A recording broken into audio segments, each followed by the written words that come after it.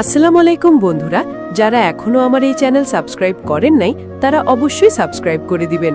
বেশি কথা না বলে গল্প শুরু করা যাক।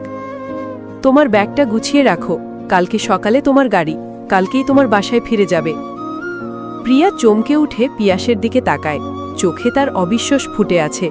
পিয়াস তার থেকে দৃষ্টি সরিয়ে নেয়, নিজের মতো প্রিয়াকে লাগেজ নিয়ে সব গুছাতে থাকে। উঠে পড়ে প্রিয়ার জামা কাপড় গুছিয়ে লাগেজে রাখতে থাকে, আর প্রিয়া সেখানেই ঠায় দাঁড়িয়ে থাকে। পিয়াস তার দিক থেকে দৃষ্টি সরিয়েই বলে, আরও কোনো কাপড় বাকি আছে তোমার? যাবে তো বোরখা পরেই, দেখে নাও সব গুছানো হয়েছে কিনা। প্রিয়া তেড়ে আসে পিয়াসের দিকে, পিয়াসের পরনের টি শার্ট চেপে ধরে বলে, সমস্যা কি আপনার? এসব কোন ধরনের পাগলামি? আমি যাচ্ছি না কোথাও। তুমি যাচ্ছ, আর কালকেই সকালেই যাচ্ছে। প্রিয়া চিল্লিয়ে বলে ওঠে, আমি যাব না বলিনি, বারবার এক কথা ভালো লাগে না।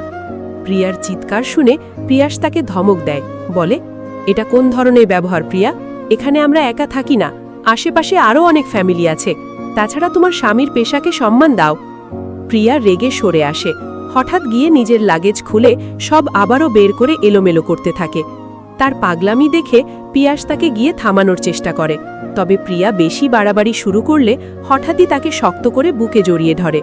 প্রিয়া একটু থেমে ফুপিয়ে কান্না শুরু করে, তার শরীরটা কাঁপছে, যেন বুকের ভেতর জমে থাকা সকল কষ্টগুলো কান্না হয়ে বেরিয়ে আসছে।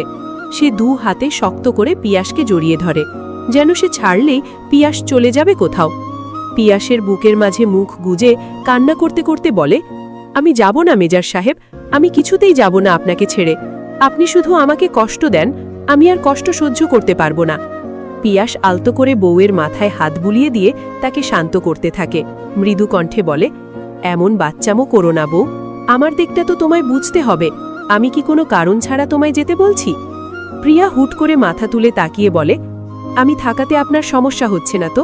আমি কিছুই পারি না, খাবার রান্না করতে পারি না, ঘরদোর গুছিয়ে রাখতে পারি না, আপনার সেবাটাও করতে পারি না। উল্টো আমি এসে আপনাকে ঝামেলায় ফেলে দিয়েছি, তাই তো ফেরত পাঠিয়ে দিতে চাচ্ছেন, তাই না?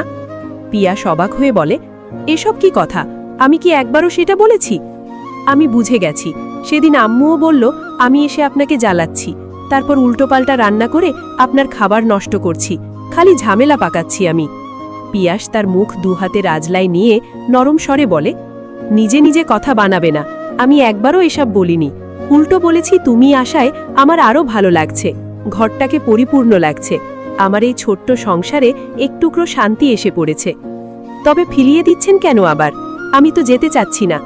দেখুন, এতদিনে তো টুকটাক রান্না শিখেছি, আপনার সেবা করতে পারবো আমি, ফিরিয়ে দেবেন না আমায়।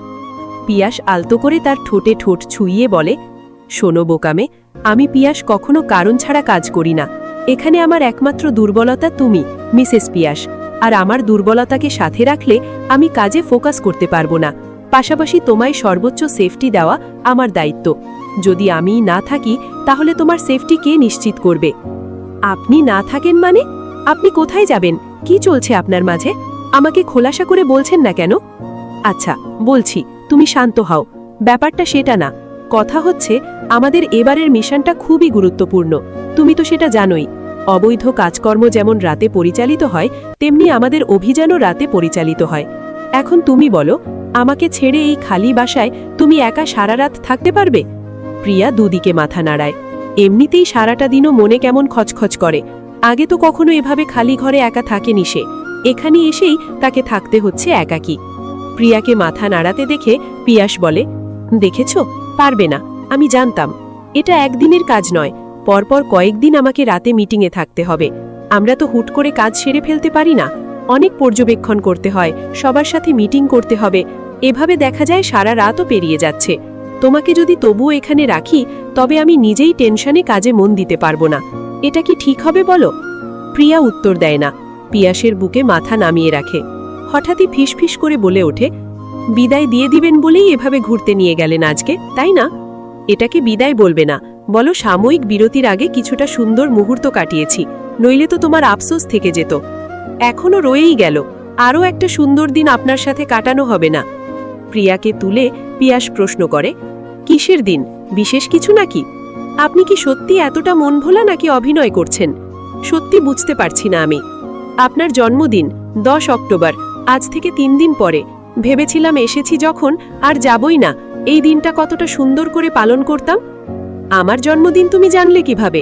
আমি তো আপনার মতো ঘরের খবর রেখে বাইরের কাজ নিয়ে পড়ে থাকি না, জেনে নিয়েছি। বাহ, আমার বউটা দেখি কত ট্যালেন্টেড। এসব জন্মদিন নিয়ে আমি কখনো মাথা ঘামাই না, তবে বেঁচে থাকলে এমন দিন আরও অনেকবার আসবে। Better luck next time. Priya কিছু বলে না, বুকের ভেতরটা কেমন যেন করছে, মনে হচ্ছে কিছু একটা ঠিক হচ্ছে না। পিয়াস তো এর আগেও এসব অভিযানে গেছে, তাদের বিয়ের আগেও তো একবার গুলি খেয়ে এসে পড়ে রইল, সেবার এতটাও ভয় লাগেনি। হয়তো এবার তার স্বামী বলে বেশি টেনশন হচ্ছে। প্রিয়া চুপচাপ স্বামীর বুকে পড়ে থাকে।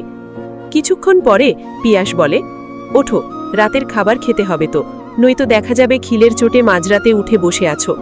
প্রিয়া ধীরে উত্তর দেয়, ইচ্ছে নেই, খাবো না। আমি তো খাবো, আমার যে বড্ড খিদে পেয়েছে, আমাকে কি খেতে দেবে না নাকি? প্রিয়া তাড়াতাড়ি মাথা তোলে। পিয়াসকে সিরিয়াস মুখ করে তাকিয়ে থাকতে দেখে তাড়াতাড়ি করে উঠে বসে। আসুন আপনি, আমি খাবার গরম করে দিচ্ছি। প্রিয়া উঠে দাঁড়িয়ে মাথার চুলে খোপা করে নেয়। এই সময় তাকে একদম বাড়ির পাক্কা গৃহিণীর মতোই লাগছিল। পিয়াস একদৃষ্টে তাকিয়েছিল। প্রিয়া রান্নাঘরে যেতেই পিয়াসও পিছু পিছু আসে। প্রিয়া ভাবে আজও তাকে জ্বালাতে হয়তো পিছু পিছু এসেছে। এই কদিনে এটা পিয়াসের স্বভাব হয়ে গেছে। সে রান্নাঘরে আসলেই পিছু পিছু এসে তাকে পিছন থেকে জড়িয়ে ধরে রাখবে, কত শত কথা বলবে, চুমু খাবে। তবে আজ সেসবের কিছু না করে শুধুই তাকিয়ে আছে। প্রিয়া ইশারা করে কারণ জিজ্ঞাসা করলে পিয়াস মুচকি হেসে বলে, তোমাকে দেখছি, আবার তো কতদিনের জন্য এভাবে সামনে থেকে দেখা হবে না। প্রিয়া থমকে যায়। লোকটা একটাও ভালো না, তাকে বারবার ইমোশনাল করে দিয়ে বলবে শান্ত হতে। তিনি কি জানেন না প্রিয়া এমনিই কতটা ইমোশনাল একটা মেয়ে? তিনি কি তার ধৈর্যের পরীক্ষা নিচ্ছে নাকি? তবে এই পরীক্ষায় সে ডাহা ফেল করবে। আপনি যান এখান থেকে, আমি খাবার নিয়ে আসছি। থাকি আর একটু, দেখি না তোমায়, ভালো লাগছে আমার। আর আমার অসহ্য লাগছে। আপনি আর একটা কথা বললে আজকে রাতের খাবার বন্ধ হয়ে যাবে, নয়তো নিজেকে সব করে খেতে হবে। আমার ধৈর্যের আর পরীক্ষা নিবেন না। পিয়াস হেসে ফেলে, ঠিক আছে, আর কিছু বলবো না, তুমি তোমার কাজ করো, আমিও আমার কাজ করি।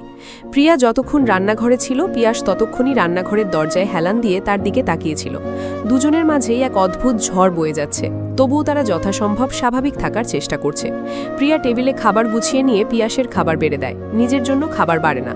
পিয়াস কথা না বাড়িয়ে প্রিয়া চেয়ার টেনে নিজের সামনে আনে, খাবার বাখিয়ে তার মুখের সামনে ধরতেই বলে, আমি খাবো না, আমার খিদে নেই, চুপচাপ খেয়ে নাও, বাড়তি কথা বলবে না। প্রিয়া মুখ ফুলিয়ে খাবার মুখে নেয়। এভাবে পিয়াস নিজের সাথে প্রিয়াকে খাইয়ে দেয়। খাবার শেষে মজা করে বলে, কে যেন বলেছিল খিদে নেই, খাবে না, অথচ এখন অর্ধেক খাবার নিজেই শেষ করলো। প্রিয়া আবারও গাল ফোলায়। পিয়াস হেসে ফেলে। রাতে প্রিয়াকে বুকে নিয়ে পিয়াস শুয়ে থাকে। প্রিয়াকে ঘুমাতে বললেও সে ঘুমায় না, সে চুপচাপ পিয়াসের বুকে আঙুল দিয়ে আঁকিবুকি করছে, আর পিয়াস তার মাথায় হাত বুলিয়ে দিচ্ছিল। প্রতিদিন নিয়ম করে ফোন দিবেন তো, আমায় টেনশনে রাখবেন না তো? আচ্ছা, ফোন করব। সময় মতো খাবার খেয়ে নিবেন। আচ্ছা, আর তাড়াতাড়ি কাজ সেরে আমার কাছে ফেরত আসবেন। যথাজ্ঞে ম্যাডাম, এবার ঈদে বাড়ি ফিরে তোমায় আমাদের বাড়িতে তুলব, তারপর আমার সাথে করে বাসায় নিয়ে আসব। মনে থাকবে তো, কথা দিচ্ছেন? দিলাম। এত রাতে ফোন করেছো কেন? পড়াশুনো নেই? এখন কেউ পড়াশুনো করে? রাত কতটা বেজে গেছে, আমার তো ঘুমের সময় হয়ে গেছে। তো ঘুম রেখে আমায় কেন ফোন করেছো? আপনাকে অনলাইনে দেখলাম তো, তাই ভাবলাম খবর নিয়ে একটু। রিদান একটু গম্ভীর স্বরে বলে, আজকাল কিছু বলি না বলে বেড়ে গেছো না? আমার কোনো স্টুডেন্ট তোমার মতো এতটা করতে সাহস পায়নি। ইরিন হেসে বলে, আমি তো সবার মতো না, আমি তো আপনার জন্য বিশেষ কেউ। মানে? আরে বাবা, সেদিনই না বললেন আমি বিশেষ কেউ, তাই তো ওই পেন্ডেন্টটা আমায় দিয়েছেন। ইরিন, তুমি না আসলেই। রিদানের মুখের কথা কেড়ে নিয়ে ইরিন বলে, এই দাঁড়ান, আর মাথা মোটা বলবেন না, জানি আমি একটু বোকা টাইপের, তাই বলে বারবার এসব বলে অপমান করবেন না। বাহ, তোমারও মান অপমান বোধ আছে নাকি? আপনি কিন্তু বেশি বেশি করে ফেলছেন। রিদান নিঃশব্দে হাসে। আজকাল মেয়েটার সবকিছুই ভালো লাগছে, এই যে অভিমান করা, বারবার জ্বালানো, সবকিছুই ভালো লাগছে তার কাছে। এটা যে তার ডাউনফলের লক্ষণ, তা তো সে অনেক আগেই টের পেয়ে গেছে। আপাতত এই ডাউনফল থেকে বেঁচে ফেরার একটাই সমাধান, তা হলো বিয়ে। খুব শিগগিরই তাকে বিয়ে করে নিতে হবে, তবেই না এই বিপদ থেকে সে রক্ষা পাবে। ইরিন সকাল সকাল ঘুম থেকে উঠেই ইমনের রুমে যায়। ইমন তখন ফোনে মনোযোগ দিয়ে কিছু একটা দেখছে। ইরিন এগিয়ে গিয়ে বলে, ভাই কি দেখছিস? এই একটা খবর পেয়েছিস? আমাদের ক্লাস গ্রুপে এটা নিয়ে আলোচনা হচ্ছে। কি হয়েছে রে? কিসের নাকি আমাদের ক্লাসের একটা মেয়েকে পাওয়া যাচ্ছে না, মিসিং কেস করা হয়েছে। কে? আমাদের ক্লাসের? তাও? হ্যাঁ, যারা হোস্টেলে থাকে তাদের থেকে খবর পাওয়া গেছে। মেয়েটার ফ্যামিলি নাকি কলেজে এসে কান্নাকাটি করছে, পুরো একদিন পেরিয়ে গেছে পাওয়া যাচ্ছে না। এই ভাই চল কলেজে গিয়ে দেখি, আমাদের ক্লাসেরই খবর। ইরিন ইমন তাড়াতাড়ি করে তৈরি হয়ে কলেজে পৌঁছয়। শুধু তাদের ক্লাস না, সম্পূর্ণ কলেজেই বেশ কথাবার্তা চলছে বিষয়টা নিয়ে। ইরিন ক্লাসে গিয়ে শুভাকে খুঁজতে থাকে, ওর থেকে সে আসল তথ্য পাবে। তবে ক্লাসে গিয়ে জানতে পারে যে মেয়েটা মিসিং হয়েছে সে আর কেউ না, শুভা।